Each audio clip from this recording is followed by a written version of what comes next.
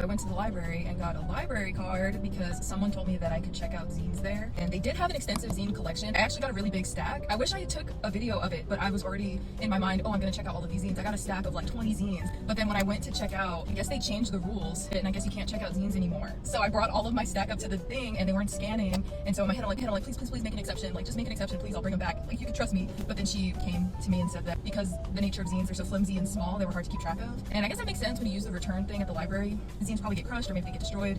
It's easy for people to forget that they checked out a zine too, because some of them are really small and intricate, and oh, I was so excited to take them home. But they put them all back and I was only allowed to check out books. So I got 2 books. These are actually pretty interesting though. So I got this one. It's called Lie Spotting, Proven Techniques to Detect Deception. And I also got The Black Experience in Design, Identity, Expression, and Reflection. I got the Lie Spotting book because as an autistic person, just when I flipped through, it said some things not to do because it's proven that people don't like these things. And when I flipped through, the first page it said is don't ask people why, because nothing makes people more defensive than asking them why they did something, because it puts them on the defense of like they have to explain themselves. And they said instead just ask what made you do that. And I thought that was very interesting because on the next page it was giving examples of when people get defensive, and I'm like, my whole life I've been doing that just because to me that's having a conversation. But so many people feel defensive when I talk to them simply because I'm asking them why, but I'm just trying to continue the conversation and just understand them better. And this gave a lot of cool tips on how to speak to people in a way that doesn't make them feel bad, I guess. I don't know, but it was pretty interesting. It talks about how to spot when someone's being deceptive, when someone's lying. I usually can feel it in my intuition, but I thought it was pretty interesting. Another thing I was looking for in the library were zine anthologies, or